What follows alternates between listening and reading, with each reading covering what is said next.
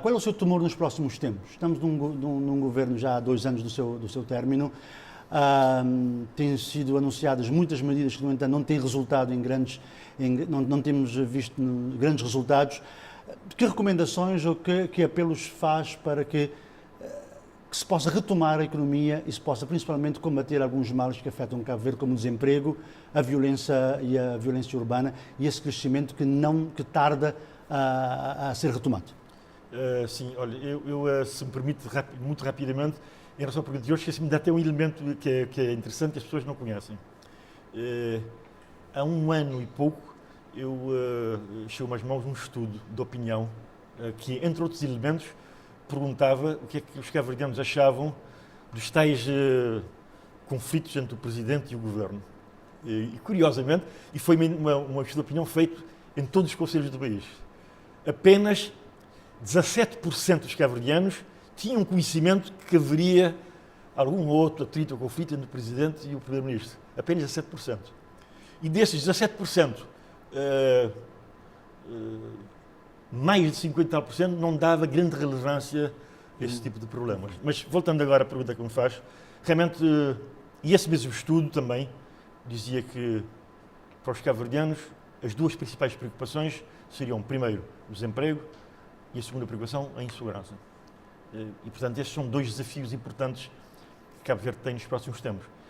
É um desafio do Governo, mas é um desafio do Presidente, é um desafio dos deputados, é um desafio de toda a sociedade cabo-verdiana. E nestas coisas não há invenções ou milagres. Sobretudo a experiência de países como nós, ou mesmo de países como os Estados Unidos, em séculos passados, ou de alguns países asiáticos como Singapura, a Coreia do Sul e outros, mostram-nos o seguinte: nós não podemos combater o desemprego sem fazer crescer a economia, sem fazer crescer a riqueza. Portanto, é a questão da economia que gera pós-trabalho. Neste momento nós temos uma taxa de 16,4%, que é a média nacional, de desemprego, mas que no setor dos jovens ultrapassa os 30%, ultrapassa bem os 30%. Portanto, é necessário haver estratégias e políticas que levem ao crescimento da economia. É verdade que a nossa economia está muito dependente da zona euro. E a crise internacional incidiu particularmente nos países que têm relações mais fortes com Cabo Verde e com a sua economia. Portugal, Espanha, a União Europeia em geral. Por um lado, nós temos que diversificar, de facto, as nossas relações. Temos que procurar relações reforçar com os países tradicionais. A África, dentro da África falo Angola, o Brasil, a China, a Turquia, a Índia. Às vezes países pequenos como nós, como as Seychelles e as Maurícias, têm experiências muito interessantes que nós podemos aproveitar. E, sobretudo, temos de dotar-nos institucionalmente e de políticas concretas capazes de atrair o investimento direto estrangeiro. Já não há ajuda pública ao desenvolvimento, os empréstimos constitucionais são mais raros, nós temos é que financiar através de meios próprios obtidos internamente ou através de investimento direto estrangeiro para financiar os nossos processos de desenvolvimento. De forma que tenhamos também um empresariado nacional com solidez e forte, empresas competitivas, possam estabelecer, sobretudo, parcerias com empresas de outros países e que, utilizando como trunfo, não propriamente o nosso pequeno mercado cabo-verdiano, mas os espaços mais avantajados com o espaço da CEDEAO, onde nós nos integramos. Uma última questão, Sr. Presidente. Está na diplomacia desde 1976, conhece muito bem, por exemplo, a Voz da América, através dos anos. A sua opinião sobre o serviço que presta a Voz da América, particularmente o serviço em português?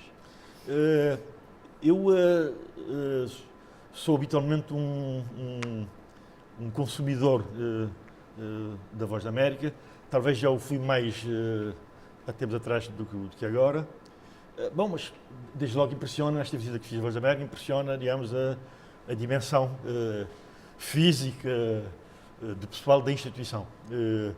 E por aquilo até, sobretudo, como foi dito agora a título de informação, eu creio que é uma instituição que desempenha um papel muito útil do ponto de vista da informação, da formação e da comunicação para países como os países africanos de língua portuguesa, e mais concretamente o caso de Cabo Verde.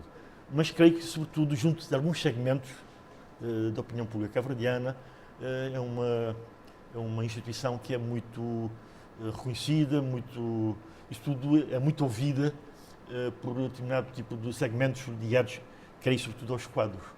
Mas talvez se possa fazer com que tenha uma audiência crescente no futuro. Muito obrigado. Foi um prazer. Foi assim a conversa aqui na Voz da América com o presidente de Cabo Verde, Jorge Castro Fonseca, que está em Washington a participar na cimeira entre os Estados Unidos e a África.